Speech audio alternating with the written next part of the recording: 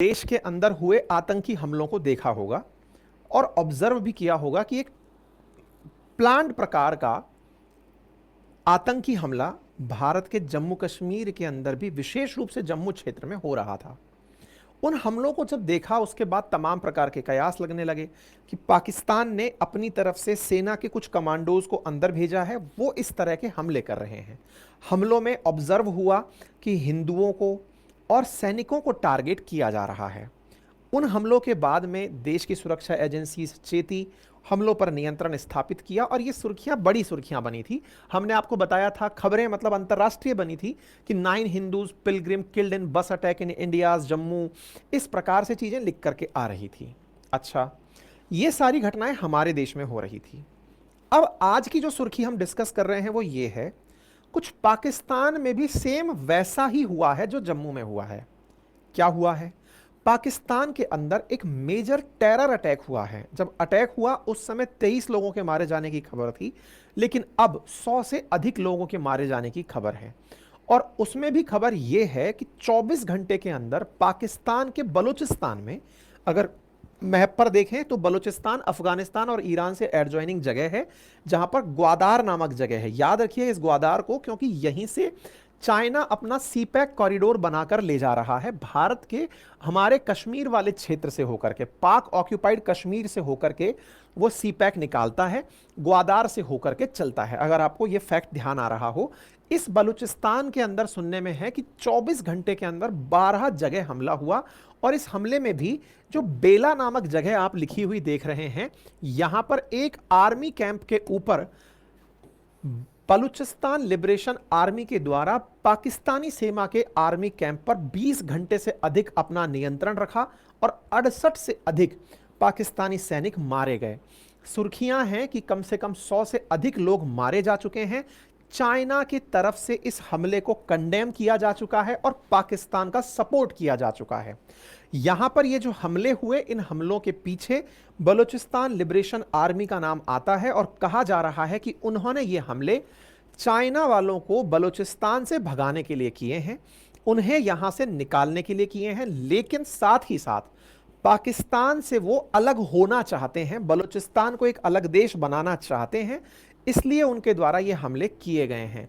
उनकी लंबे समय से डिमांड रही है कि बलूचिस्तान पाकिस्तान का हिस्सा नहीं है, लेकिन फिर भी पाकिस्तान जबरन उनके क्षेत्र में चाइना की मदद से एंट्री करते हुए सीपैक का निर्माण कर रहा है, जो इन्हें बर्दाश्त नहीं है।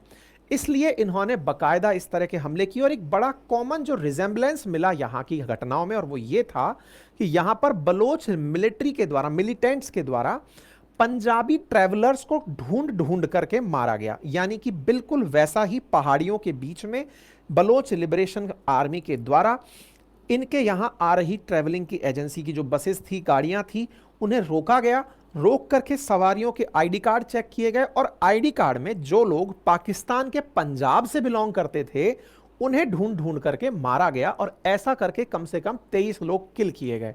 ये रिजेंबलेंस क्यों है?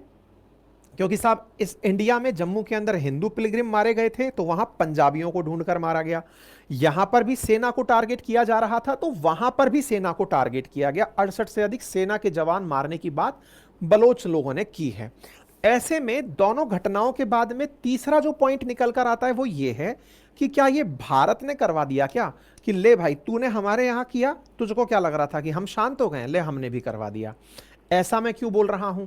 क्योंकि भारत पर इस साल की शुरुआत में ही चाइना ने आरोप लगाए थे। उनका ग्लोबल टाइम्स करके जो अखबार है उसका आरोप था, जिसको ग्लोबल टाइम इन्वेस्टिगेशन कहते हैं, उनका आरोप था कि ऐसे एविडेंसेस उपलब्ध हैं, ऐसे सोर्सेज उपलब्ध हैं कि इंडिया सपोर्ट करता है टेररिज्म को पाकिस्तान के बलूचिस्तान में। अब ऐसा ये लोग क्यों कहते हैं?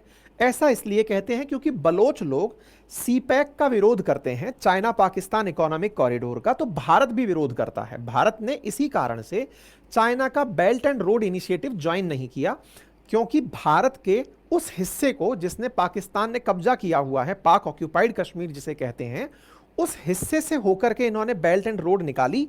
तो भारत ने साफ इनकार किया कि आप हमारे क्षेत्र के अंदर एंट्री ना करें। ऐसे में भारतीय क्षेत्र से उनका गुजरना, भारत का और बलूचिस्तान का कॉमन विरोध करना। इस वजह से चाइना कहता है कि भारत ही इनको सपोर्ट करता है। ये साल की शुरुआत में ही आरोप थे।